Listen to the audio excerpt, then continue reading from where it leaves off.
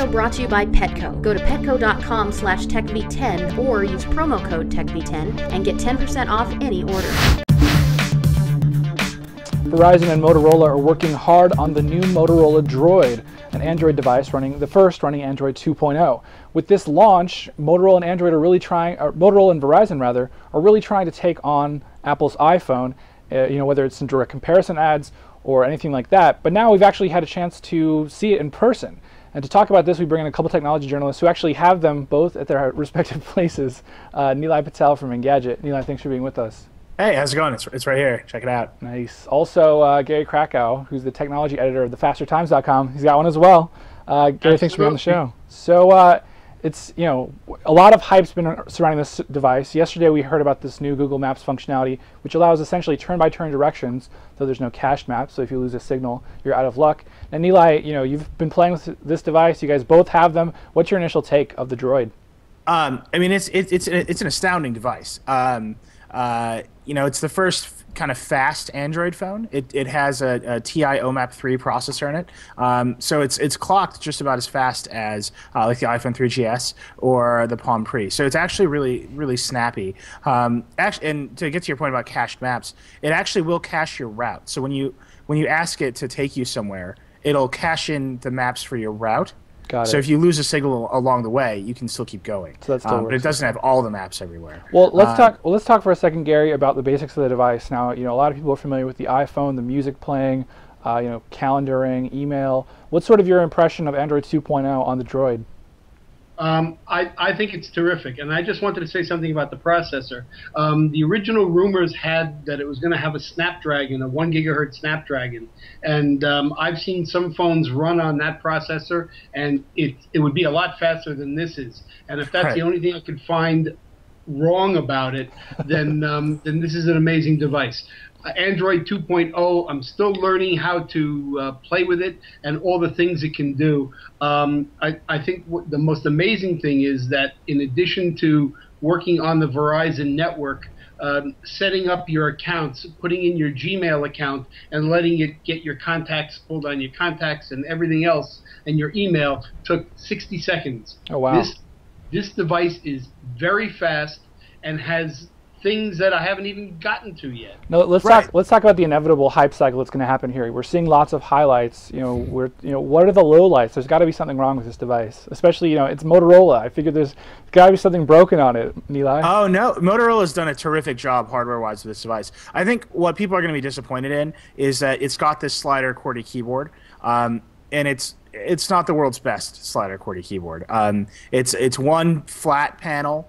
It's not very tactile. It feels like a big mush, basically. I actually have not, in using the device for a day, right? I haven't opened the slide to use the keyboard more than once. I'm finding myself using the on-screen Android keyboard, which is quite good in 2.0, much more than I even want to use the hardware keyboard. Interesting.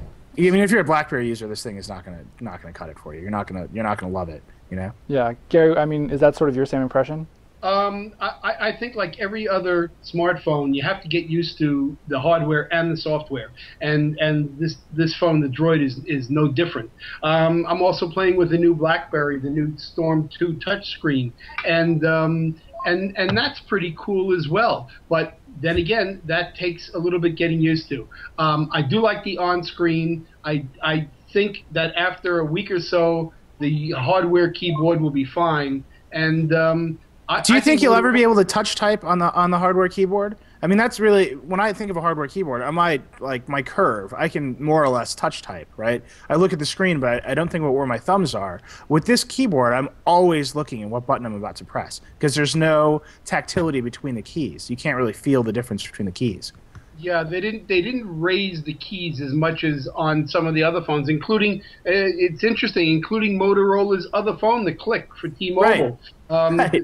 Those keys are raised, and you can tell them apart. But like anything else, I think you get used to it. And if that's the only thing that we can find wrong with it, I think that I think Motorola has done a great job rushing out a phone for Verizon. I think now Verizon may have the last laugh over Apple, but we'll have to see. Well, let's go there. Let's compare this to all the other smartphones out there. You mentioned the Storm 2s out there. Obviously, that doesn't have a keyboard. I guess this is kind of replacing the G1 as the predominant Android device with a hardware keyboard. Now, when you look at this compared to maybe the iPhone, the Storm, maybe the Click, I guess if you want to throw it in there, I don't really put that in my top of mind smartphone mindset. But Nilay, what's your winner out of these? I mean, to be perfectly honest, the Droid is a great phone. If you have Verizon, you don't want to get AT&T, you should get the Droid, right? In terms of winner, in terms of like right now, buy a phone, get the most you can out of it. It's still the 3GS, right? I mean, it's still faster. It still has all the apps. The navigation on the Droid, I think, is a killer app. If you want a phone and a GPS, I don't think you can go wrong by getting the Droid. But Android itself isn't quite there yet. This hardware is terrific. I think also you have to determine whether you need a wireless media device or a cell phone. Because as a cell phone, the 3GS doesn't cut it, and this being on Verizon's network does. Yeah. So you know what I found though here in Chicago, I did just some rough, not scientific, not perfect speed test yesterday. But AT&T's network is slightly faster on the 3GS than Verizon's network on the Droid. I mean, not scientific. Who knows what's happening? Yeah, but at least it's anecdotal there. So let's compare. So a lot of people, if you're going Sprint, you're going Pre. If you're going AT&T, you're going iPhone. If you're going T-Mobile, you might go MyTouch 3G, I guess. But for Verizon, now you have the Storm 2 and this Droid that are sort of the preeminent smartphones. I mean, it's Verizon's finally getting around to having a smartphone lineup. Gary, out of those two, what's your pick? Well, that's very difficult. I think for business, the Storm 2, that new screen, the touch screen, is fantastic. Yeah. I think for everybody else, the Droid's going to be hard to beat. Interesting stuff. I mean, Nilay, is that your same take for Verizon specifically? Yeah, the Droid does exchange, but it's not going to do exchange as well as the Droid does exchange, but it won't do exchange as well as the Storm 2. Yeah. And then the Storm 2 won't do everything. It's BlackBerry, right? It's going to have a bad browser, and it's going to do Gmail kind of poorly, right? I mean, that's what consumers do. And it adds Facebook in there too now into the mix. Oh, actually, yeah, the Droid's contacts integration with Facebook, I think, is actually kind of astounding.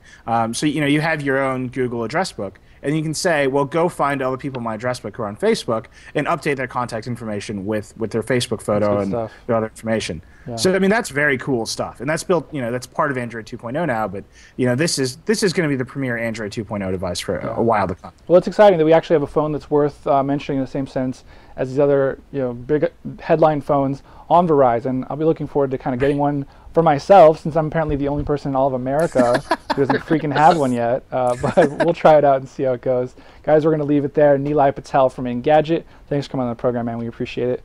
Also, thanks for having me again. Gary Krakow, the technology editor of thefastertimes.com, in addition to lots of other publications. Thanks for being on the program, man. Appreciate it. Take care. I'm Randall Bennett. Don't forget, you can catch us on iTunes. We're on YouTube. We're everywhere. Oh, and the special little tidbit, we're actually launching a new site design on Monday. So be sure to check back here for that. Special thanks to our sponsor, GoToMeeting. You can get 30 days for free by heading to gotomeeting.com/techpodcasts. They'll hook you up there. See ya.